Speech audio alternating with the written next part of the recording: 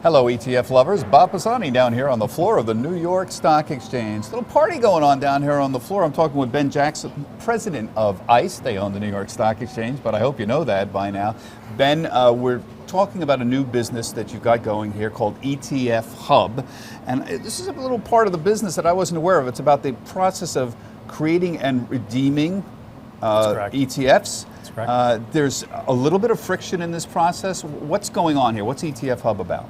Let me start with how this all came about. And it came about by ICE pulling together a lot of the major asset managers, issuers, market makers, and banks, pulling them together to design a more modernized solution and infrastructure that underpins such a critical investment tool for investors like you and I that want to get access to a very efficient and effective investing vehicle such as ETFs.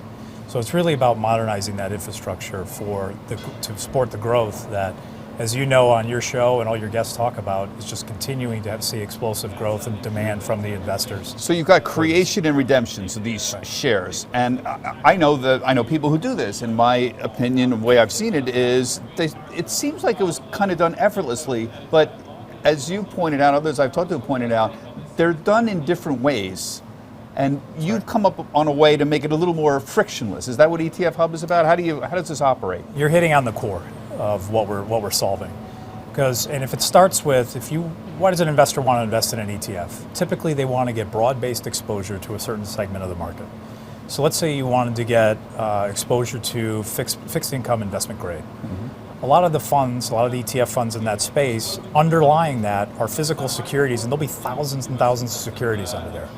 When you just want to create a single share, you have to come up with a proxy. So if it was all 1,000 instruments that you provided, it'd be way too big. It'd be much bigger than the actual size of the shares. So you get a sample, essentially. You get a sample.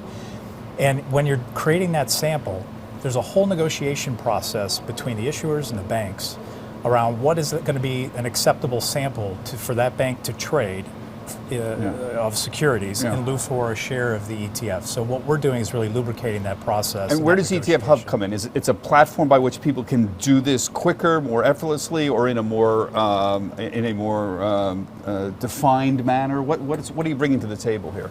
It's the communication, it's the negotiation vehicle over instant messaging, it's the transaction platform and the settlement platform that's going to enable the APs and market makers that are facing off these issuers really make that communication, negotiation, and transaction much more simple and effective. Now, it went live in October, is that right? Went live in October. Where are we in the process? What else is there other things coming online? How is it working now? We're excited about the launch that happened in October. We've seen volume continuing to grow on the platform. We're seeing transactions that are continuing to grow. The number of ETFs and equities are continuing to grow. And just last week, Thanksgiving week, we launched fixed income. And last week alone, we saw trades happen across 17 different fixed income ETFs during a holiday week. Mm-hmm. So we're very pleased with the pickup in volume that we've seen in fixed income. And as we go into 2020, we're going to be introducing some of the complex basket negotiation facility to further enable issuers to create more complex, more structured types of ETFs. Now, obviously, you need to bring issuers on board on this. Are people coming on board? Who's participating in this? So we've got multiple issuers that have been a part of the process since the very beginning as part of our advisory committee, really designing the platform. In the early stages, we have BlackRock, who we've launched with as an issuer, and we have multiple APs, multiple banks that are facing off to them. And as 2020 unfolds, we're going to be looking at building out that community further. Will you come back and tell us how progress is in the next couple of months? Bob. Ben Jackson, thanks very much for joining us.